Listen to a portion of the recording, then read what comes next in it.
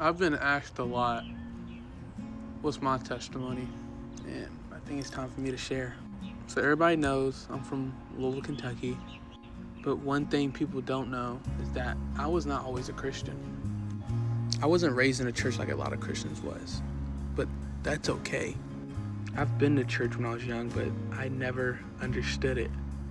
Another thing people don't know is growing up, my mom was gay. And I had a mom and a stepmom.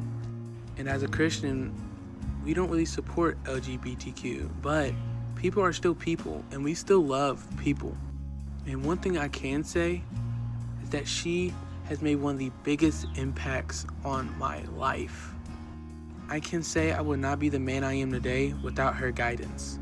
And this is just me showing that you can still love people, and they can still do great things in your life for you.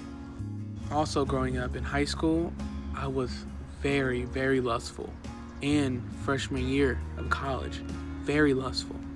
And growing up, I wasn't taught that, sleeping around was wrong, because at that point, I had somebody in my life that told me it's okay to.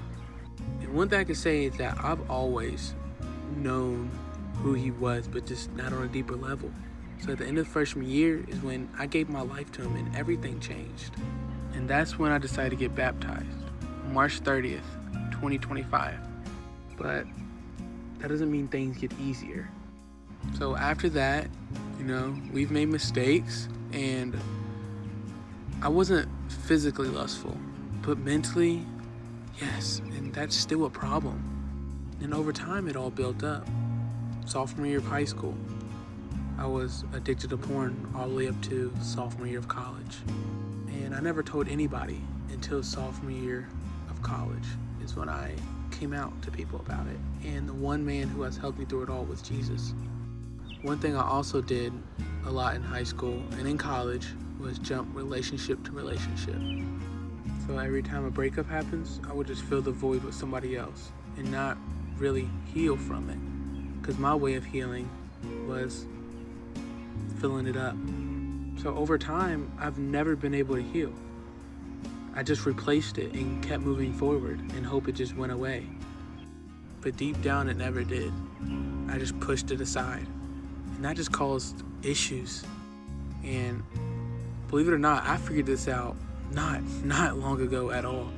And I preach about this so much, that everything happens for a reason. That's why I said I'm a lot like Jacob. I didn't run to God with my problems. I ran in the complete opposite direction. I ran to people. I ran to girlfriends. I ran to relationships. I ran to even sports when I had my problems. I hid.